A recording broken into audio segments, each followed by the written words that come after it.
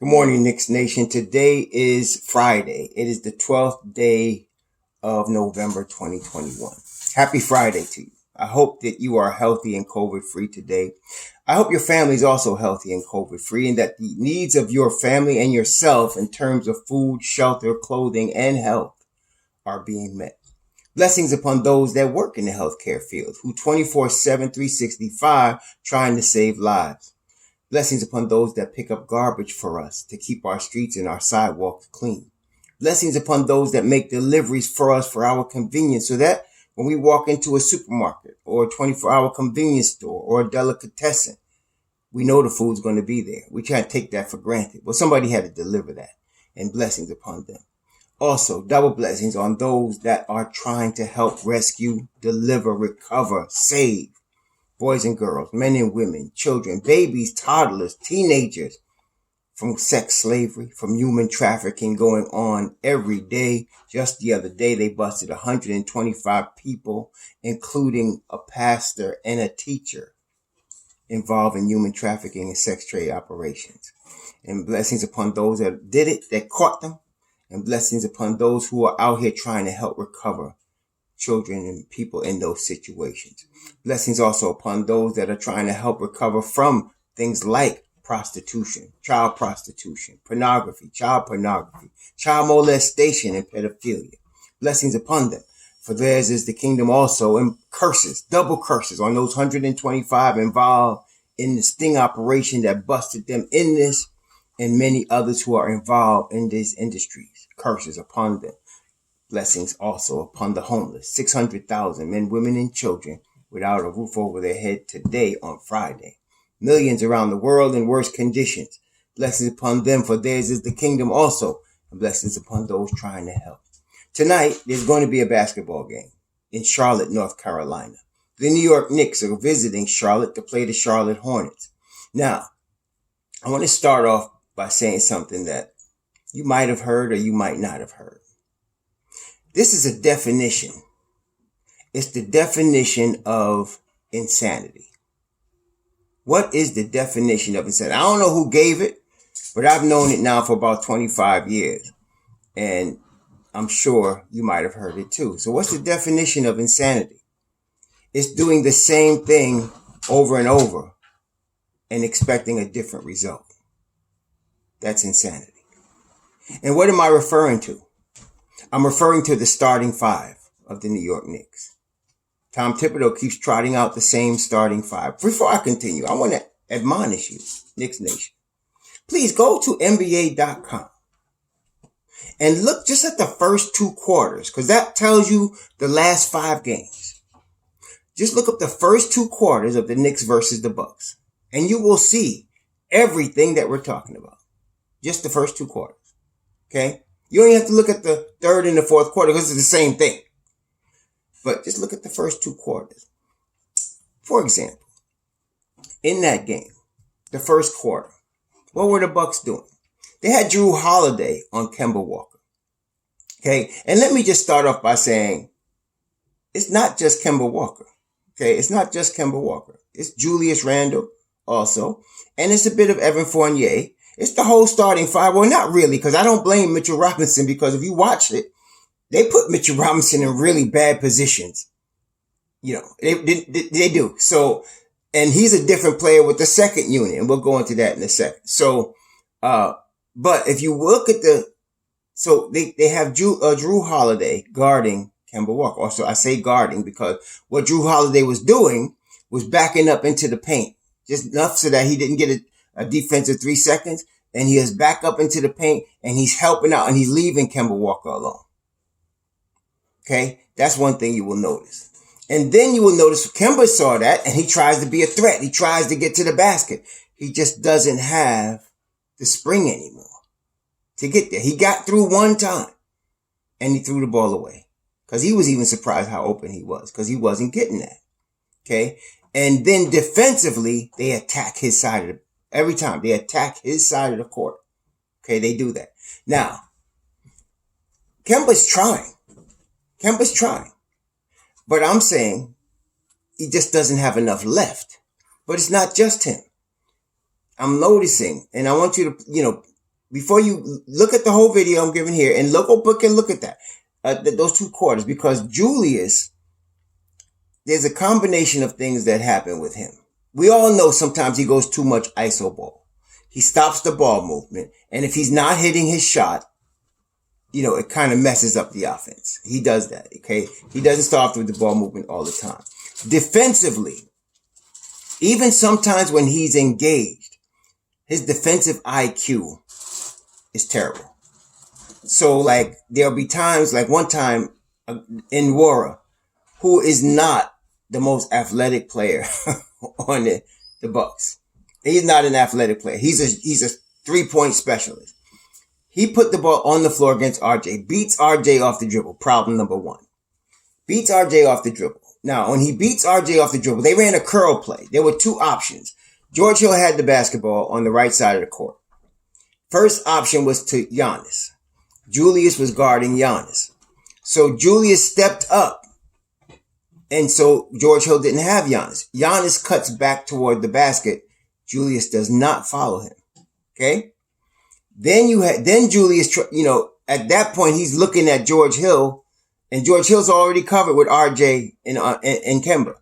Then, not having Giannis, Hill swings the ball, because on the opposite side of the court, weak side, the Bucks are running a curl play, which is, that's good offense. I like Budenholzer as a coach. He's one of the guys I liked also when we picked Thibodeau. But that's aside the point. They're running a curl play on the opposite side of the floor. So now you got Bobby Portis running a 2-man curl play within Wara. Wara comes off Bobby Portis' pick, gets the ball at the top of the circle on the left side of the court from George Hill, and he immediately attacks.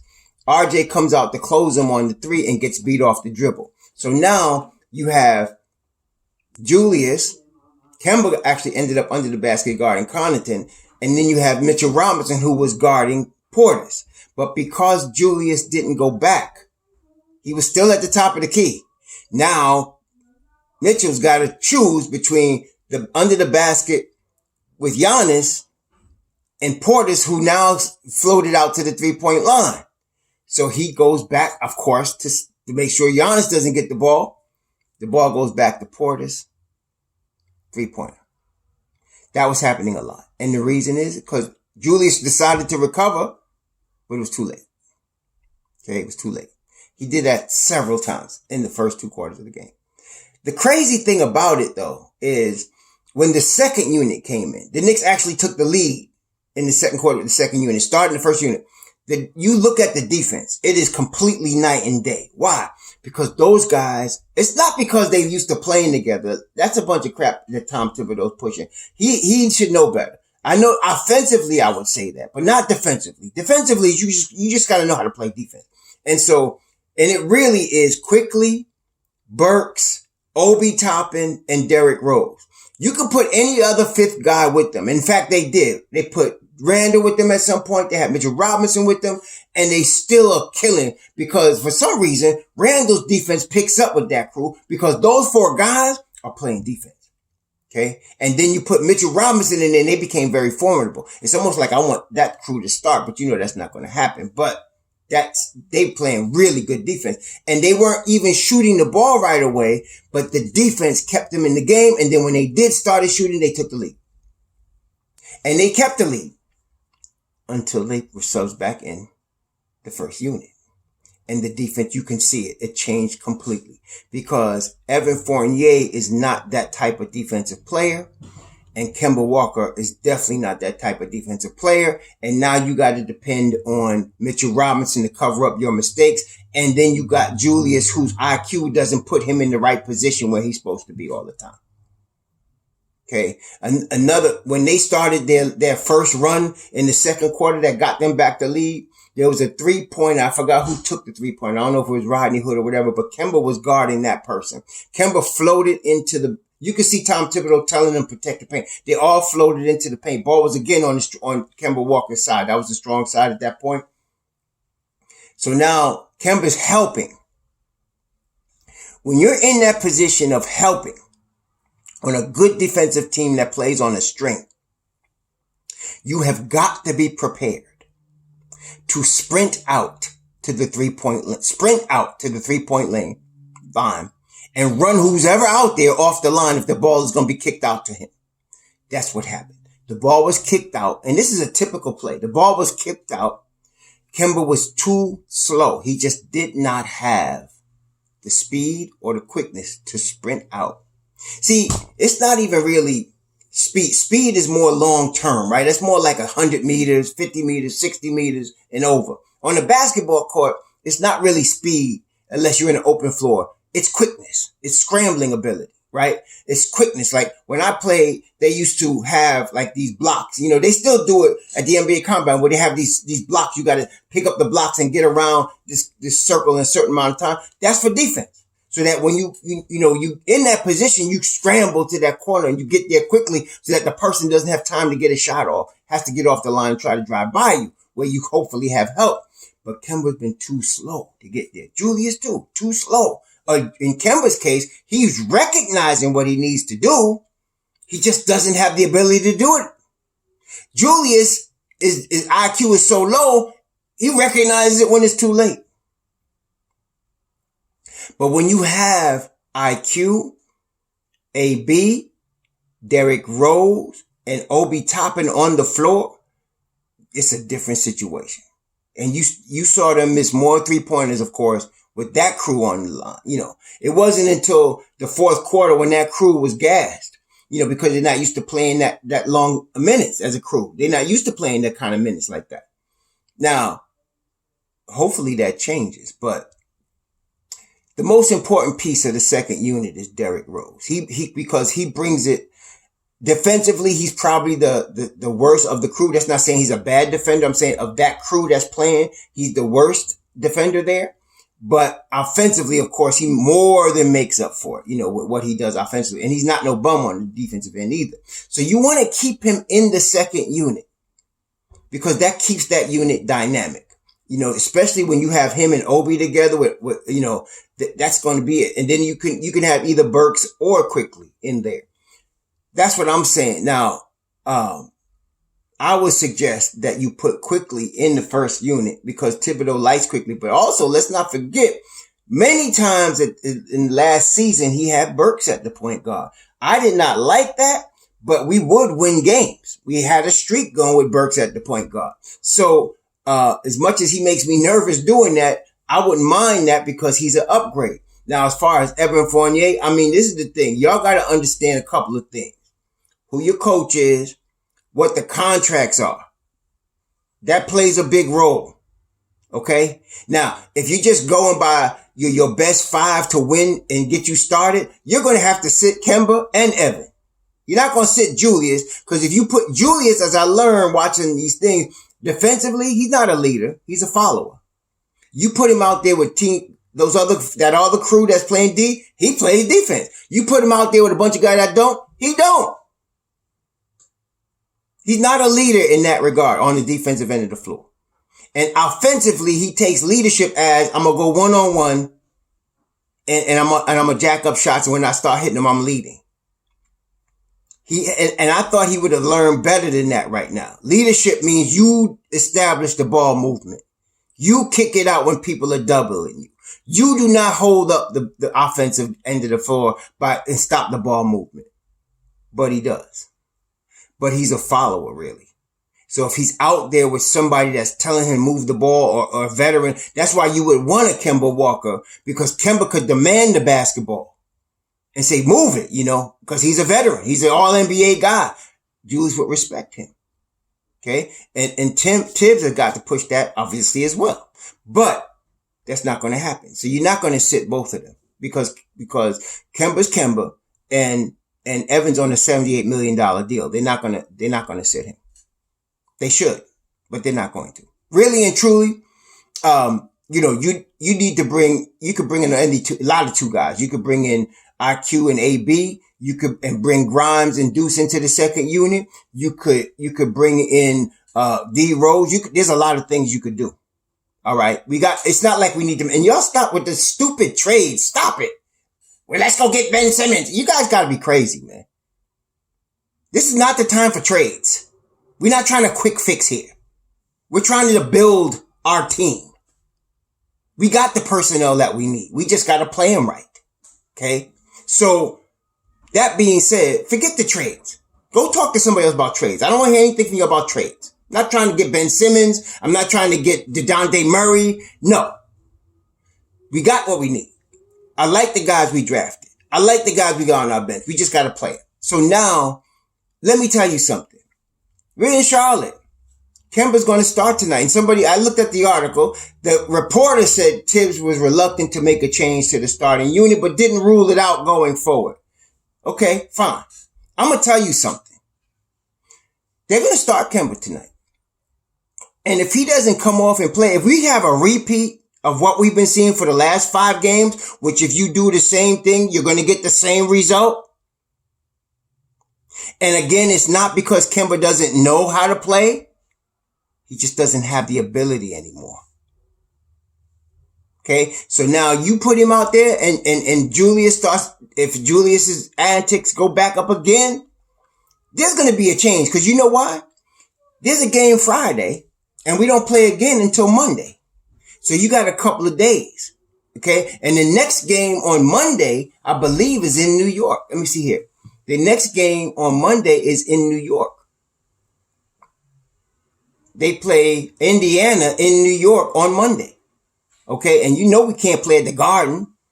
Thibodeau's going to make a change. If they don't come out, if that first unit does not change tonight in terms of performance, I'm telling you, you're going to see a change on Monday.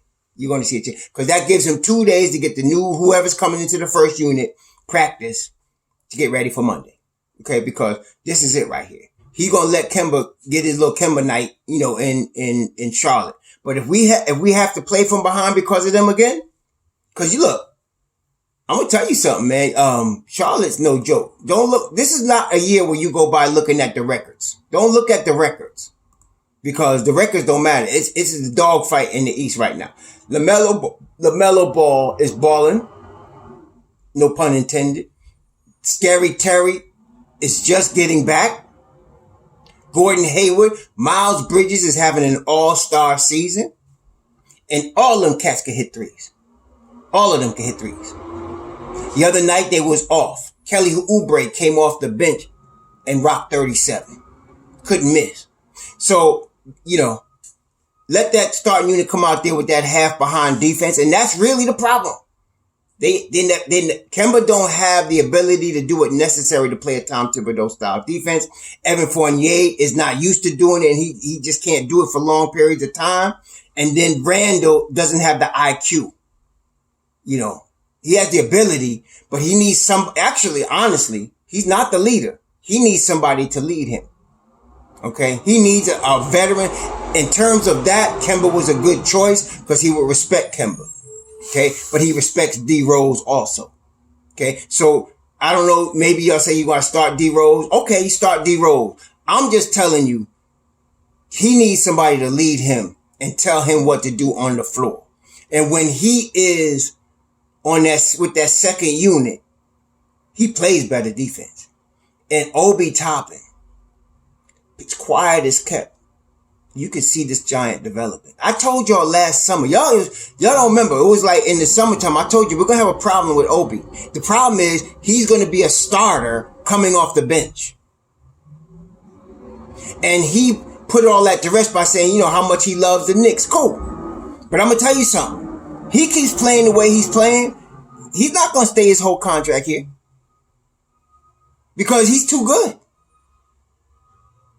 You're not even seeing all of Obi right now. You're not. Wait till he starts getting consistent minutes, because then you're going to see him consistently knock down the corner three. And when he does, it's a wrap. Okay? So we got to see more Obi. Period. You want to win? You better see more Obi. Okay? So that is another side thing we got to look at. Okay? So I'm going to tell y'all, they're going to try out the same 5 tonight. They're going to try them out. I'm not watching the game tonight. I'm glad it's a Saturday. I'm not watching the game. I'm going to come back and watch it Saturday night. I hope they win. Obviously, it's my team. I hope they win. But if they do, that's fine. I want to see Kemba get 25 tonight. I'm tired. Look. 2 points, 5 points, 8 points. And then one game, in the last 5 games, that's why we had 2 points, 4 points, 8 points, 5 points. And I think one game he had 15. And guess what? He was negative 16 when he scored the 15. Which means he gave up 16 and scored 15. That was his best game. Okay? So, with Scary Terry, LaMelo Ball, he plays some defense. He used his length. Let's see what happens. Let's see what happens. If they come out with that same foolishness tonight, Evan Fournier better come to play. He ain't too far off either, man.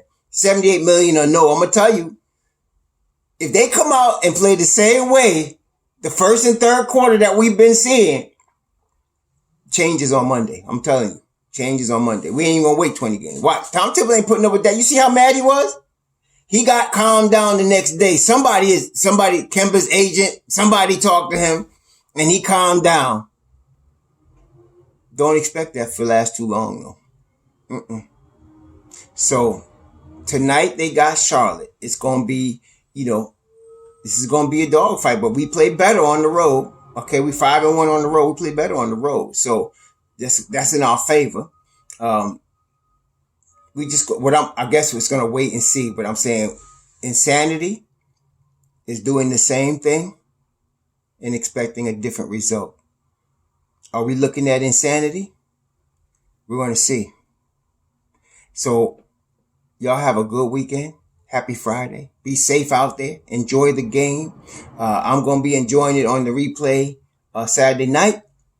And then, unfortunately, we don't have another game till Monday where the Knicks are playing at home against Indiana, who just beat us in Indiana. That's our only loss. That's when Miles Turner went off.